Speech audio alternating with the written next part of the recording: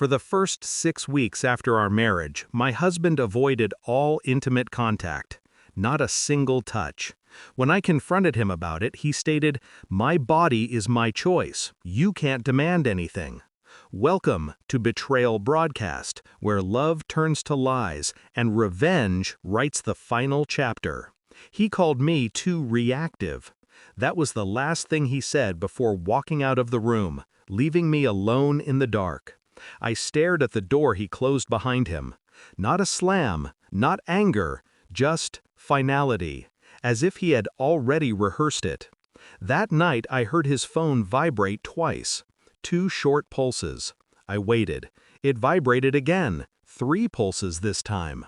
Our room felt like a courtroom. Silence was evidence, and all I had were questions I was no longer allowed to ask. Weeks of marriage, no intimacy, not a touch, not even an accidental brush of the hand. But someone was touching him, not me. I began to count the distance between us, the inches he never crossed, the seconds his eyes never held mine, the hours he spent in silence, always during the same time of night.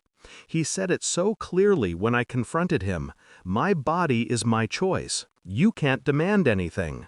No anger, just boundaries. Spoken like a man who already belonged to someone else. I didn't argue, not even once. I simply stood there while something inside me disconnected, cleanly, like a wire cut with surgical precision. People think betrayal is loud. It isn't. It's quiet, precise, almost polite. I pretended to adjust to the marriage. A smile in public, soft eyes behind closed doors. Dinner served at 8, questions served at none. While he slept, I learned his patterns. Which toiletries he used twice rather than once. Which shirts disappeared for a full bay before returning perfectly steamed. Which nights he slept facing the wall, as if even in dreams he wouldn't face me. I spoke little, I moved less, but my mind became a machine. Phone records traced, car mileage documented, bank statements decrypted. Sometimes I'd wake up before him and just watch the morning light touch his face. That was the only time he looked honest, helpless, still, almost human. But machines don't need love, they need certainty. So I gathered it. Every detail, every inconsistency, every absence disguised as personal freedom. I never yelled, never begged, never touched him. It was easier to observe when he forgot I was human. The truth arrived in a brown envelope. DNA reports, fertility records, clinical rejection of hope. He wasn't just avoiding me, he had already given what should have been ours to someone else. A hidden inheritance, a secret promise, a future I was never meant to enter.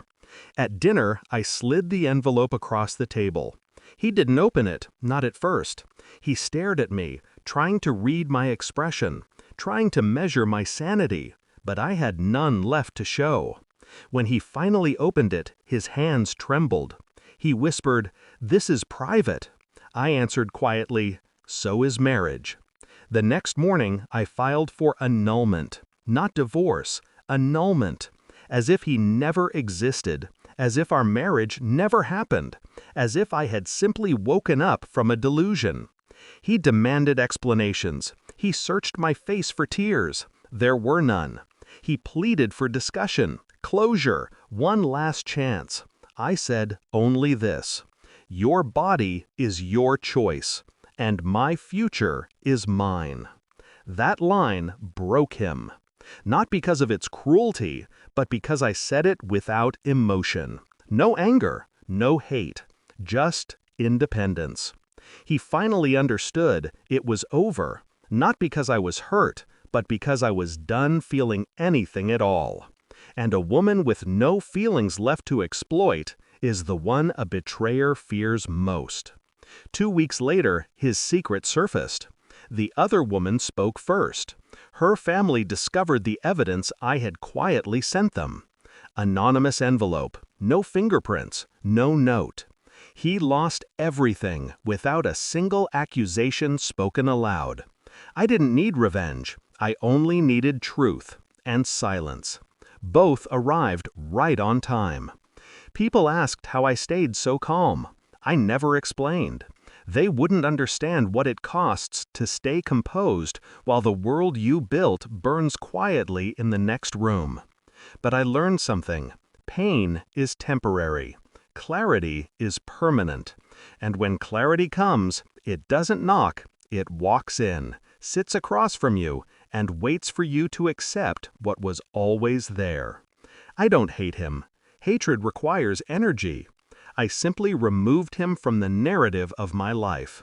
Not because I lost, but because I finally understood. He was never the story. He was just the mistake I needed to make to start writing the real one. Every lie, every betrayal, meets its end here. You've just seen what happens when karma strikes back. If this story hit you hard, like, share, and comment your thoughts below. And don't forget to subscribe, because the next Betrayal broadcast is coming soon.